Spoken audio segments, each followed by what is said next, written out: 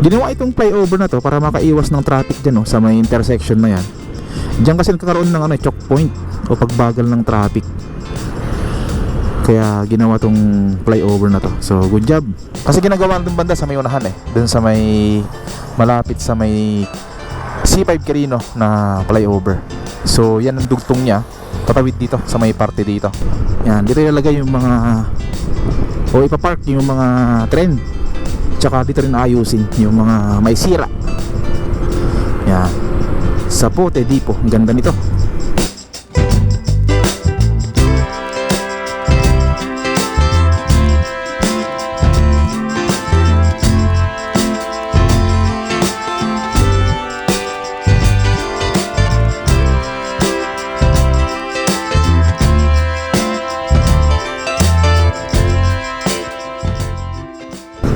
Alright, ito na yung part 2 ng LRT1 Cavite Extension. So, simula tayo dito sa may Dr. Santos. Dito sa may depot nila. Mayroong depot dito. Meron ding depot dun sa may bandang Zapote. Daanan natin.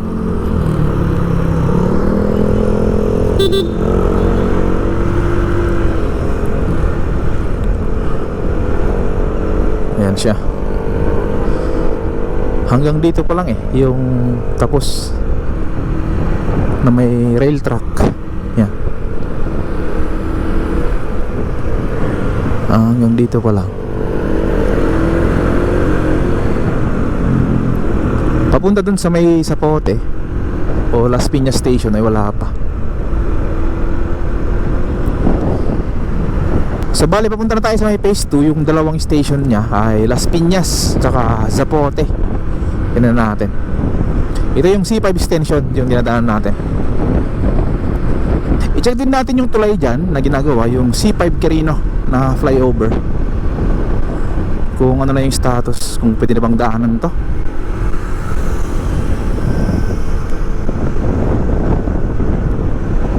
Yan siya parang pwede nang daanan. Hindi pa, inaayos pa. Ito C5 Quirino flyover, sarado pa, ginagawa pa, pero ayos na. Malapit na rin to. Parang kompleto na yung yung slab nya, yung pinatungan ng puring. Oo nga, kompleto na nga to. Ayos. So yung Las Piñas Station ay dito sa tabi ng school,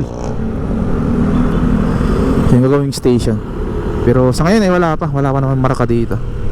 Basta dito yun, dito banda, yung Las Piñas Station. Meron kasing issue ng right of way itong phase 2 tsaka phase 3. Kaya wino-work out nila ngayon. Sana ay matapos nila. Dito banda yung station ng Las Piñas. O baka ito, may bakod dito. May bakod dito. Oo nga, baka dito nga yung Las Piñas station. Baka hanggang dun sa may kanto. Ito pa lang yung binakuran, kasi ito pa lang yung nabayaran. Parang ganun, pwedeng ganun yung nangyari.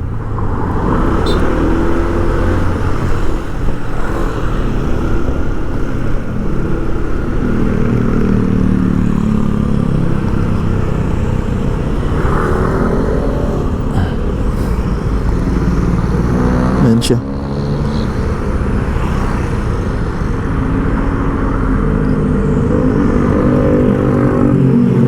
Meron na palang asfalto to Ikutan natin.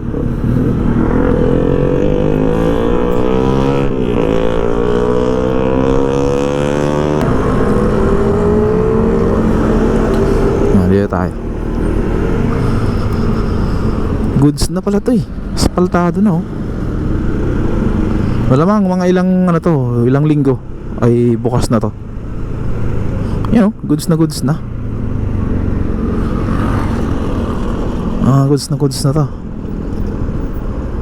Ginawa itong flyover na to para makaiwas ng traffic dyan sa may intersection na yan. Diyan kasi nagkakaroon ng choke point o pagbagal ng traffic. Kaya ginawa tong flyover na to. So good job. Basta para sa bayan ay tutukan natin yan. Alright, so balik tayo doon. Puntaan natin yung Zapote Station, tsaka yung depot ng Zapote. Daan tayo dito, papuntang Zapote, sa may Zapote depot.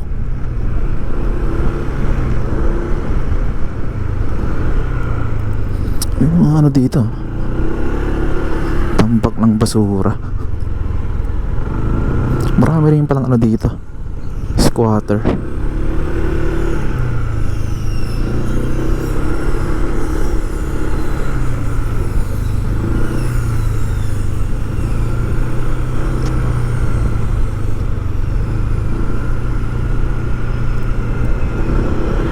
Ayan yung depot. Ikot lang tayo. Wala pa rin binagbago dito. Ito pala ay flyover papunta dyan sa may depot, tsaka dun sa station ng Zapote. Yan, ito. So hindi tinuloy kasi hindi pa ginagawa yung station dun, tsaka ito hindi pa nadugtong. Pero ito tuloy itong flyover na to. So bali tumigil tayo dito saglit para magpalipad ng drone dito sa tabi ng Zapote Depot. Yan, sobrang ganda. Ito naman yung putol na kalsada na hindi pa natutuloy. Pero pag ginawa tong station dito, pagkakalam ko itutuloy ito kasi ginagawa ng banda sa may unahan doon sa may malapit sa may C5 Quirino na flyover. So yan ang dugtong niya, tatawid dito sa may parte dito sa may Zapote Depot. And then yung katabi niya doon sa may unahan, nandun naman yung station ng Zapote. Pero sa ngayon ay nagkakaroon siya ng right of way issue. So wala pang tinatayo doon ng mga istruktura. Yan, sa parte na yan, sa may maraming kabahayan dyan, dyan nilalagay yung Zapote Station ng LRT1 Cavite Extension. So ngayon naman, pupuntahan natin yung phase 3 mula dito sa may banda ng Zapote hanggang dun sa may Niyog, sa may Bacoor. So bali meron itong 2.4 kilometers na haba mula dito sa may Zapote hanggang dun sa may Bacoor. Alright, ang ganda ng kalsada, parang nasa Marilake. Ayan may mga bakawan dito pero may mga parte siyang natutuyot na.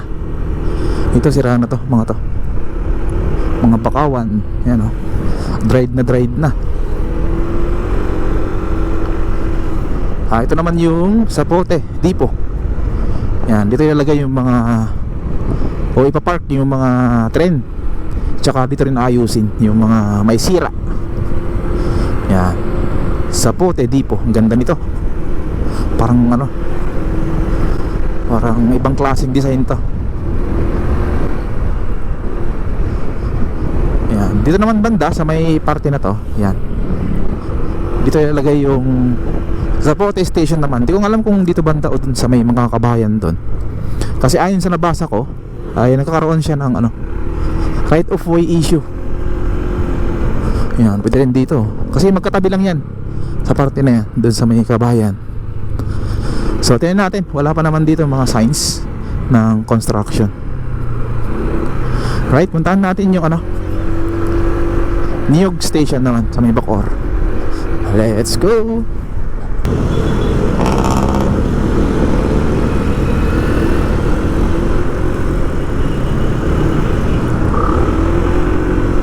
Yan, dito sa may left side, dyan lalagay yung station ng Niyog Station. Parang may mga gamit na sila dyan. Tingnan natin.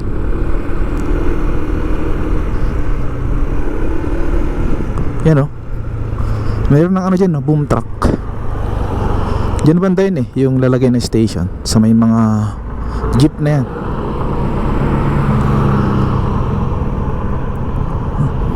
May mga boom truck na dyan pero mga ibang heavy equipments wala pa naman. Parang ginagamit lang yan sa mga kuryente yata. Hindi pa yan yung actual na construction. Kasi sobrang damo yung party na yan, no? Diyan nilagay yung station eh. Yan, sa area na yan. Sa maraming mga jeep na nakapark. Yan, siguro mahaba yun. Abot hanggang siguro dun. Tapos hanggang dyan sa may party na yan. Yan. So, tabayan natin ulit. Kasi after 7 months, pagbalik natin dito ay wala pa rin eh. So, tama nga dun sa nabasa ko sa Google na nagkakaroon to ng raw issue o right of way. So, ito yung win-work out nila ngayon para mabayaran o mabili yung mga property na kailangan daanan ng LRT1 Cavite Extension. Page 2 ng dito, no, sir? Okay. Janito Stainless Steel Fabrication Services, yon. So sa mga malapit dito sa Bacoor, pwede kayong pagawa dito ng mga ito, yung mga nila, product. Sa mga food cart to, no, yung mga stall. Meron din silang ihawan. Oh, di ba? Magkano tong boss? Tong ihawan? 2,000. 2,000 daw to. Tapos ito? Ito po grease trap para dun sa mga sa may lababo. Sinasala niya yung mga sebo. Ay, yung mga sebo. Yan, maganda yan. Grease trap tawag yan, Tapos ito parang may stove siya. Griddle po para sa mga burger, fryer, ganun. Yung mayroon siya dito, okay.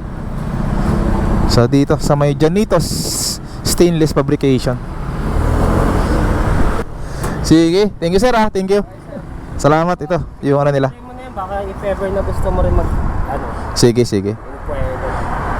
Dito lang yun sa Bacoor. Facebook message mo lang or tawagan mo lang yung number.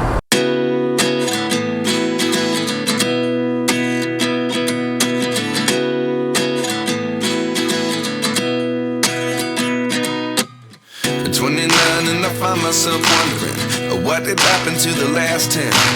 I ran away with my life, fast forward, never turn back again.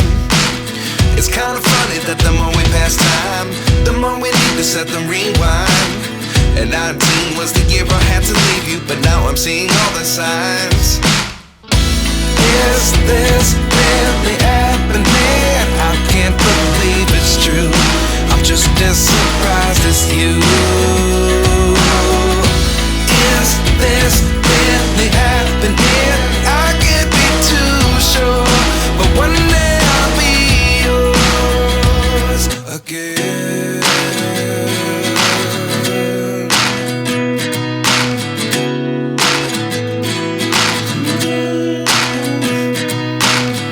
Life lessons come one in a dozen. The other 11 get something from nothing.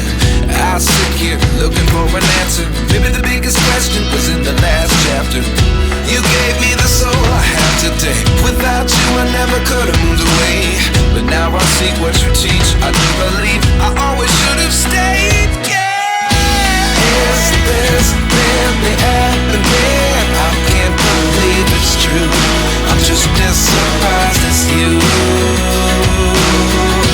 Is this really happening? I can't be too sure, but one day I'll be yours again. One day I'll be yours.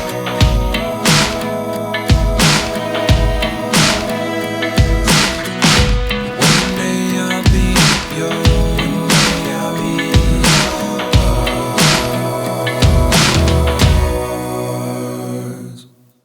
Life lessons come one in a dozen. The other 11 get something from nothing. Life lessons come one in a dozen. The other 11 get something from nothing. Life lessons come one in a dozen. The other 11 get something from nothing. Life changes just open the door. One thing's certain, I'll always be yours.